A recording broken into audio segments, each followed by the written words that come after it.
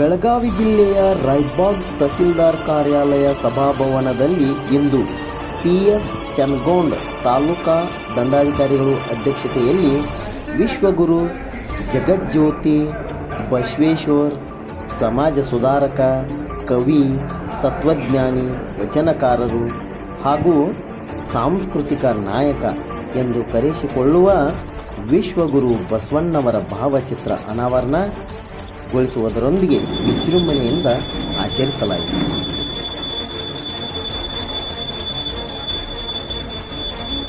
ಈ ಸಂದರ್ಭದಲ್ಲಿ ಪರಮಾನಂದ್ ಮಂಗ್ಸುಳಿ ಗ್ರೇಡ್ 2 ರವರು ಮಾತನಾಡಿ, ಬಸವಣ್ಣವರ ಸಂಕ್ಷಿಪ್ತ ಜೀವನ ಚರಿತ್ರೆ ಹಾಗೂ ಅವರ ದಯವೇ ಧರ್ಮದ ಮೂಲವಯ್ಯ, ಕಾಯಕವೇ ಕೈಲಾಸ, ಅಯ್ಯ ಎಂದರೆ ಸ್ವರ್ಗ, ಎಲವೋ ಎಂದರೆ ನರಕ, ಕಲಬೇಡ ಕೊಲಬೇಡ, ಹುಸಿಯ ನುಡಿಯಲು ಬೇಡ, ಮುನಿಯಬೇಡ, ಅನ್ಯರಿಗೆ ಅಸಹ್ಯ ಪಡಬೇಡ, ತನ್ನ ಬಣ್ಣಿಸಬೇಡ, ಇದುರು ಹಳಿಯಲು ಬೇಡ, ಇದೇ ಅಂತರಂಗ ಶುದ್ಧಿ, ಇದೇ ಬಹಿರಂಗ ಶುದ್ಧಿ, ಇದೇ ನಮ್ಮ ಕೂಡಲ ಸಂಗಮನನ್ನು ಒಲಿಸಿಕೊಳ್ಳುವ ಪರಿ.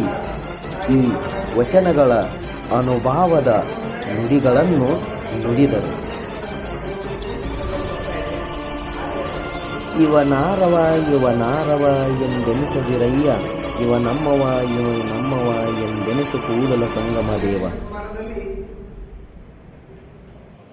ಒಂದೇ ಒಂದು ಘಟನೆ ಅವರು ನಡೆಯಿತು. ಬಾಲ್ಯದಲ್ಲಿ ಅವರ ಅಕ್ಕ ನಾಗಮ್ಮ, ಇವರು ಬ್ರಾಹ್ಮಣ ಜಾತಿಯಲ್ಲಿದ್ದವರು, ಇವರಿಗೆ ಜನಿವಾರ ಹಾಕಬೇಕಾಗಿತ್ತು.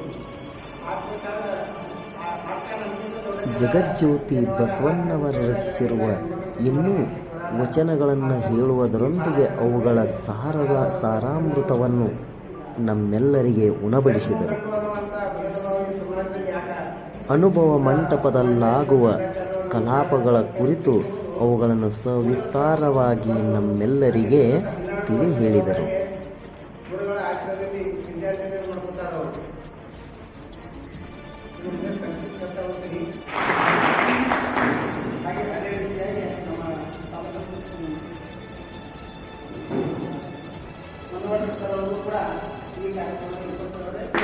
ಈ ಸಂದರ್ಭದಲ್ಲಿ ವಿಠ್ಠಲ್ ಚಂದರ್ಗಿ ಸಮಾಜ ಕಲ್ಯಾಣ ಅಧಿಕಾರಿಗಳು, ಮನು ವಡ್ಡರ್ ತಾಲೂಕಾ ಪಂಚಾಯತ್ ಅಧಿಕಾರಿಗಳು, ಸಂತೋಷ್ ಕಾಂಬ್ಳೆ CDPO ಅಧಿಕಾರಿಗಳು, I.K.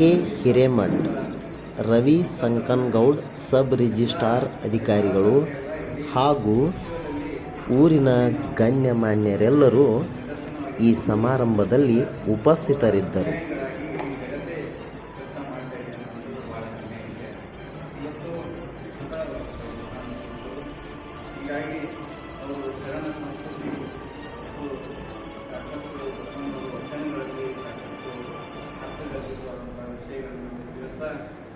ಬಹಳ ವಿಶ್ವಕ್ಕೆ ಗುರುವಾಗಿರುವುದರಿಂದ ಸರ್ಕಾರವು ಇಡೀ ಕರ್ನಾಟಕ ರಾಜ್ಯದ ಎಲ್ಲ ಜಿಲ್ಲೆಗಳು ಎಲ್ಲವೂ ಜಿಲ್ಲಾಧಿಕಾರಿಗಳು ಎಲ್ಲ ಅಧಿಕಾರಿಗಳು ಸೇರಿ ಈ ಒಂದು ಭಾವಚಿತ್ರ ಅನಾವರಣ ಮಾಡುವಂಥ ಒಂದು ಕಾರ್ಯಕ್ರಮ.